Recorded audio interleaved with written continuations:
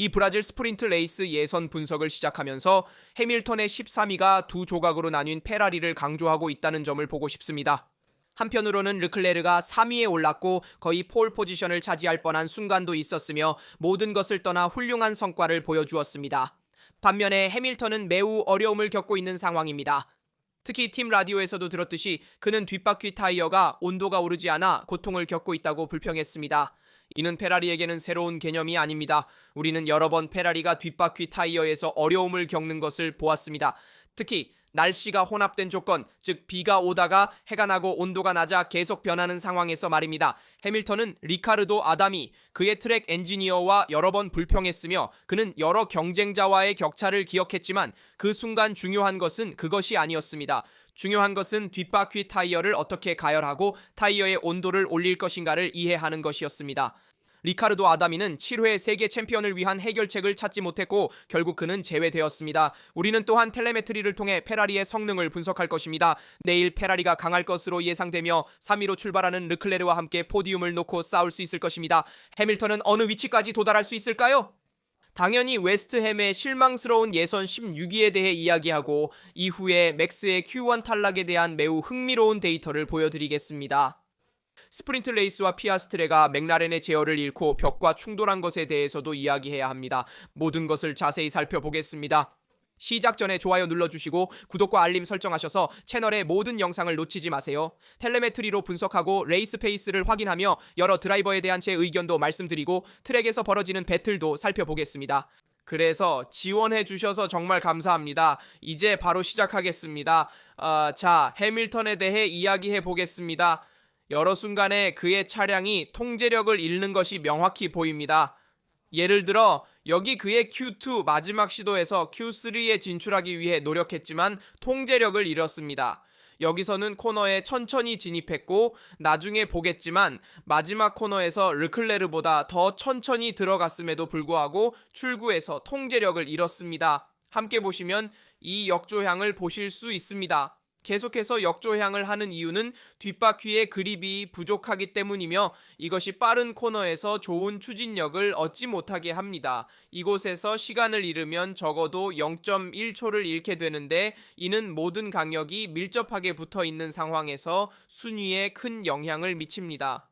자, 이제 함께 순위를 세부적으로 살펴보도록 하겠습니다. 예선에서 노리스가 멋진 폴 포지션을 차지했으며 안토넬리가 2위, 르클레르가 3위를 기록했습니다. 해밀턴의 기록은 13위로 1분 10초 1이었고 그의 팀 동료가 기록한 1분 9초 8에 비해 확연히 낮은 기록이었습니다.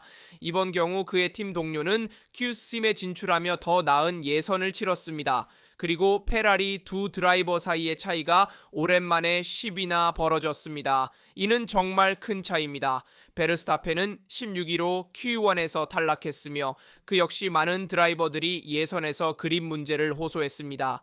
Q1에서 베르스타펜이 탈락하는 것은 흔치 않은 일입니다. 이 흥미로운 그래픽을 보여드리겠습니다. 통계에 따르면 맥스가 순수한 성능 문제로 Q1에서 탈락한 것은 이번이 처음이라고 할 수 있습니다.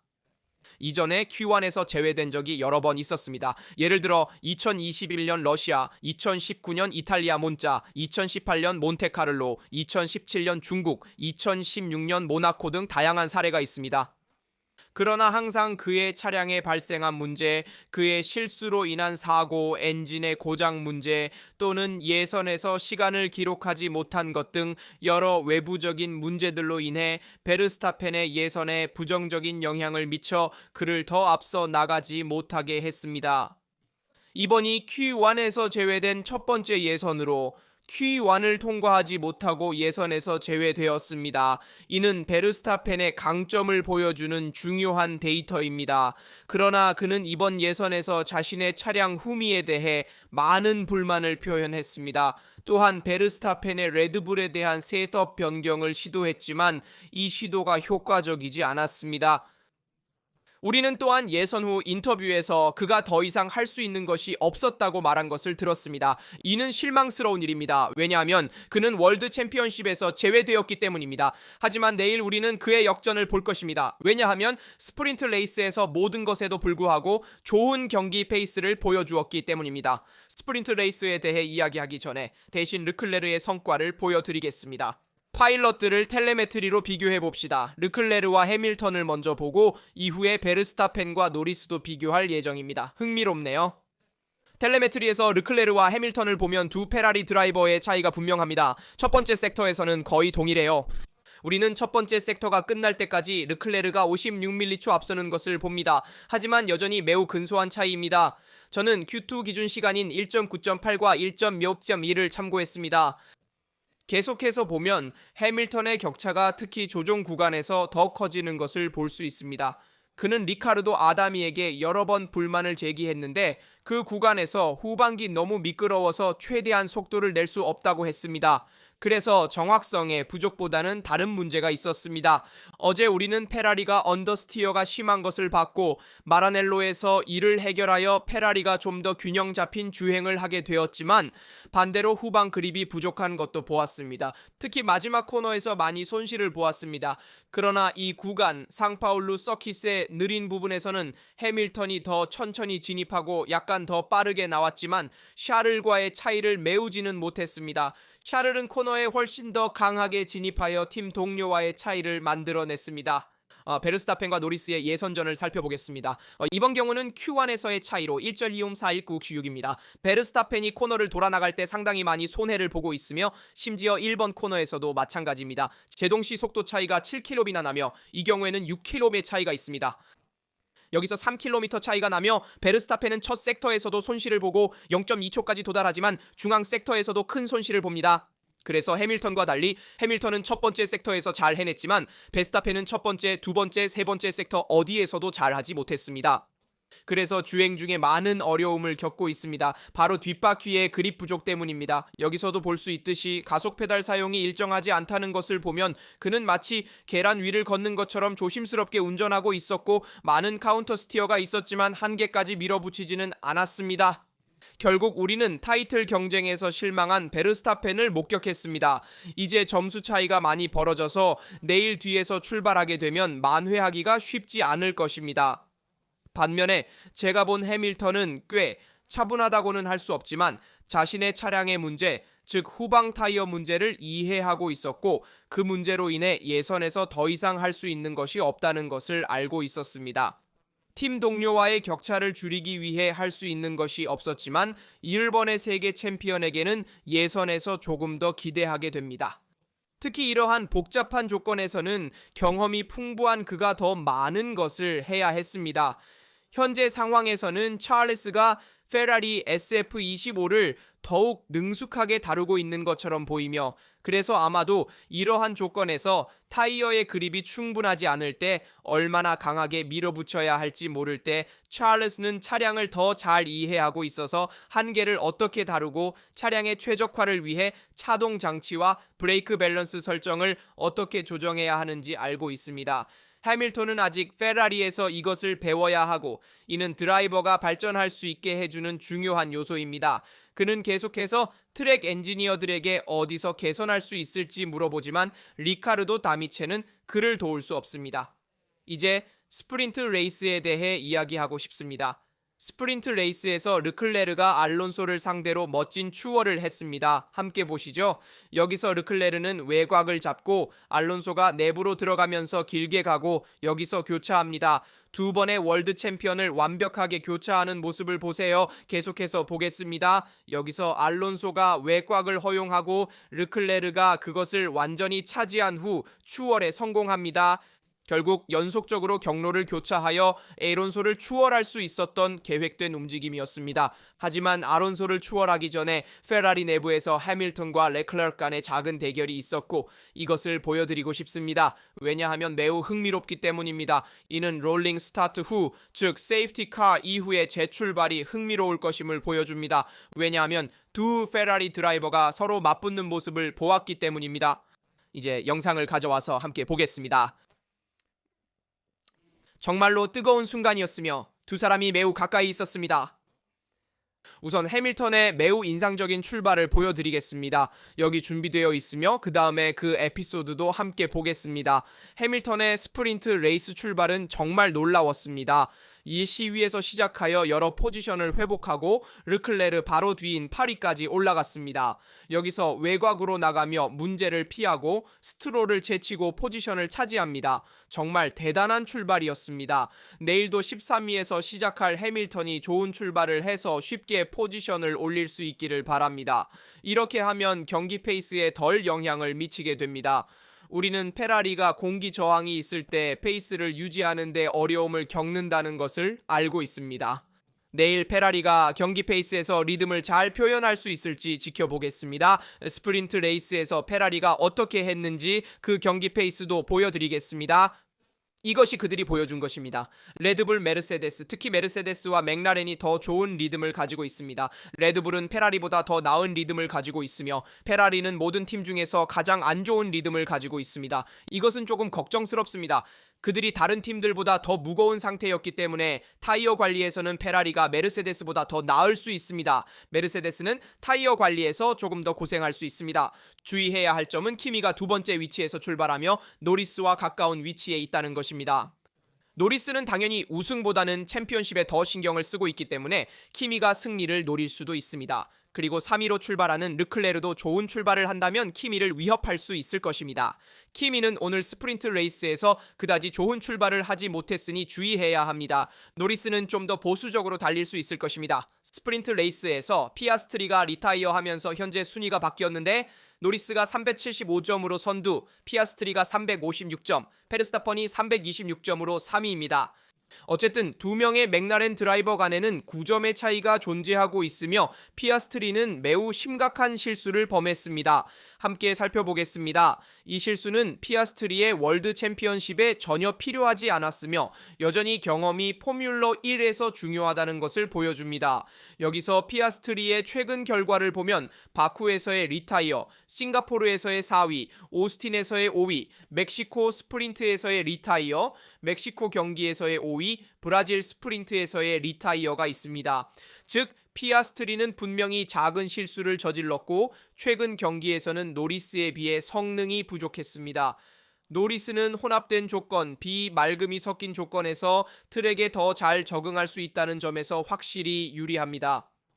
보시다시피 노리스는 그의 맥라렌 차량을 피아스트리보다 훨씬 더 쉽게 적응시킬 수 있습니다. 함께 자세히 살펴보겠습니다. 여기 바로 피아스트리가 자신의 실수를 언급하는 인터뷰입니다. 그는 무릉덩이 부분을 밟았다고 말하고 있습니다. 오늘 그가 저지른 사고는 바로 이 커브에 있는 무릉덩이를 밟은 것이었는데 피아스트리에 약간의 불운도 있었습니다. 여기서 단좌식 차량 제어를 잃으면 회복할 수 없고 벽에 부딪혀 모든 것이 끝납니다. 정말 몇 센티미터의 차이로 더 공격적인 주행 라인을 만들 수 있고 반대로 다른 쪽에서는 차량의 제어를 잃고 벽에 부딪힐 위험이 있습니다. 그것이 바로 피아스트리에게 일어난 일입니다. 그는 당연히 많은 불운이 있었다고 설명했지만 세계 챔피언이 될 수 있는 사람에게는 이러한 상황을 예측하고 피하려고 노력할 것을 기대하게 됩니다. 확실히 운이 나빴지만 그 상황에서 조금 더 주의할 수도 있었을 것 같아요. 조건이 혼합되어 있었기 때문에 처음부터 그렇게 과감하게 커브를 공략하지 않는 것이 좋았을 것입니다. 경험이 많은 드라이버는 언제 커브를 과감하게 공략할 수 있는지, 언제 조금 거리를 두는 것이 나은지를 이해합니다. 이 경우 피아스트리처럼 젊은 드라이버일 때는 노리스와 같은 상황에서도 조건을 이해하는 데 어려움이 있으며 이번 경우에는 작은 실수를 했습니다. 정말로 사소한 실수입니다. 이 부분도 함께 보시죠. 매우 흥미롭습니다. 이 장면에서는 예를 들어 안토넬리가 피아스트리가 이곳에서 실수를 범한 것을 어떻게 인식하는지도 확인할 수 있습니다. 죄송하지만 그렇지 않습니다. 이 장면은 그 장면이 아닙니다. 여기에서는 노리스가 커브를 돌았고 피아스트리가 커브를 도는 것을 보고 안토넬리가 커브를 피하려고 시도했지만 결국 벽에 부딪히고 말았습니다. 이곳에서는 3명의 젊은 드라이버들이 그 커브를 돌아가는 장면이 보입니다. 따라서 이곳에서 3명 모두가 저지른 실수입니다. 이 경우에는 피아스트리, 울켄베르크, 콜라핀토가 있습니다. 울켄베르크는 경험이 많은 드라이버이지만 피아스트리와 콜라핀토는 젊은 드라이버입니다. 여기서 그들이 이 경우에 바로 연석을 밟고 이 코너에서 3명 모두 같은 실수를 저지르는 것을 볼 수 있습니다. 키미는 피아스트리의 실수를 보고 그 실수를 피하기 위해 약간 더 넓게 주행할 수 있었습니다. 그 상황에서 키미는 정말로 훌륭하게 대처했습니다. 그도 벽에 부딪힐 위험이 있었지만 여기 보세요. 영상에 잘 나와 있습니다. 여기에서 키미가 피아스트리가 차량의 제어를 잃은 것을 보고 이 경우에 넓게 주행하여 내부의 커브를 잡지 않으려고 했습니다. 그 실수를 피하려고 한 것이죠. 여기서 키미는 정말로 잘했습니다. 잠재적으로 위험한 상황을 피할 수 있었습니다. 그럼에도 불구하고 두 페라리 드라이버 간의 충돌도 보여드리고 싶었습니다. 우리가 가지고 있는지 확인해 보겠습니다. 스프린트 레이스 결과도 있어요. 자, 페라리 드라이버들 간의 대결이 정말 멋지군요. 제가 가지고 있다면 지금 바로 보여드리겠습니다. 그렇지 않다면 내일 보여드리도록 하겠습니다. 준비가 덜 되어 있어서요. 스프린트 레이스 결과에 대해 이야기해 볼까요? 꽤 중요한 결과였으니까요. 그리고 경주 출발 그리드도 살펴보죠. 하지만 스프린트 레이스는 거의 끝나가는 챔피언십을 보여줬습니다. 여기 스프린트 레이스 결과가 있습니다. 이건 스프린트 예선이군요. 네, 이게 스프린트 레이스입니다. 결과는 노리스가 1위, 안토넬리가 2위, 러셀이 3위, 그리고 베타펜이 4위로 그때까지 노리스와의 격차를 조금 유지하고 있었습니다. 레클러크가 5위, 아론소가 6위, 해밀턴이 7위, 게슬리가 8위입니다. 하지만 여기에는 피아스트리가 없습니다. 노리스는 자신의 입장에서 완벽한 경기를 했습니다. 지금 이렇게 집중된 상태에서 그는 인터뷰를 할 수 없고 자신의 타이틀에 집중하고 싶어하며 마지막까지 그것을 쟁취하려고 합니다. 반면에 피아스트는 현재 이 순간에 압박을 견디지 못하는 모습을 보였고 여기서 대단한 노리스가 나타납니다. 여러분, 노리스에게 주목하세요. 그는 정말로 챔피언십에 대단한 마무리를 하고 있습니다. 여기 피아스트의 사고와 또 다른 매우 흥미로운 각도를 보여드리겠습니다. 매우 아름답게도 그 내부의 웅덩이를 정확히 잡고 여기 보시면 왼쪽 앞바퀴로 제어를 잃습니다. 여기서는 아무것도 할 수 없었어요. 타이어 종류 선택이 정말 어려운 혼합된 조건이었고 건조한 조건이었지만 미디엄 타이어는 소프트보다 단단해서 컴파운드가 좀 더 차가워요. 그래서 더 힘들어져요. 확실히 스프린트 레이스에서 소프트 타이어를 선택한 사람은 그것을 활용하는 데 더 수월했으며 한계에서는 타이어가 더 따뜻해져서 도움이 되었습니다. 이건 내일 경기를 위한 그리드입니다. 노리스, 안토넬리, 르클레르, 피아스트리, 아자르, 라스, 로손 두 레이싱 불주도 주목할 만해요. 아자르 5위, 로손 7위입니다.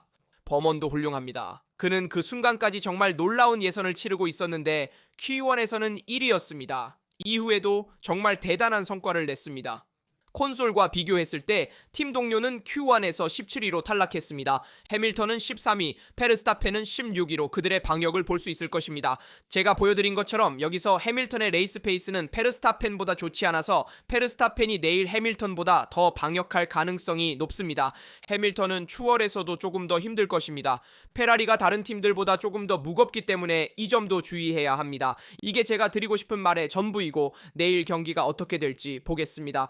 페라리가 포디움에 오르길 바라며 르클레르의 성과를 강조하고 싶습니다. 르클레르는 첫 섹터에서 훌륭한 성과를 냈고 다른 모든 선수들과 비교했을 때도 뛰어났습니다. 첫 섹터에서 최고는 아니었지만 노리스가 최고였고 그 중에서도 상위권에 들었습니다. 그래서 샤를에게는 큰 의미가 있습니다. 내일 경기가 어떻게 될지 보겠습니다. 제 생각에는 노리스가 이길 수 있는 페이스를 가지고 있지만 반드시 이길 필요는 없습니다.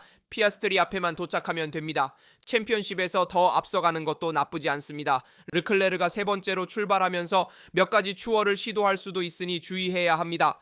해밀턴과 페르스타펜이 뒤에서 회복하는 것도 볼 수 있을 것입니다. 알론소도 11위로 시작하며 그도 앞에서 싸우려고 할 것입니다. 댓글로 여러분의 예상을 알려주세요. 저는 노리스가 이길 것이라고 생각합니다. 안전하게 가겠습니다. 노리스가 승리하고 두 번째는 르클레르, 세 번째는 피아스트리일 것 같습니다. 하지만 내일 어떻게 될지 보겠습니다. 여러분도 여러분의 예상을 알려주세요. 당연히 스프린트 레이스의 예선에 대해 어떻게 생각하시는지 알려주세요. 항상 좋아요를 눌러주시고 구독하시고 알림을 켜서 채널의 모든 비디오를 놓치지 마세요. 여기서 라스트라는 모든 것을 마치겠습니다. 다음 비디오에서 뵙겠습니다.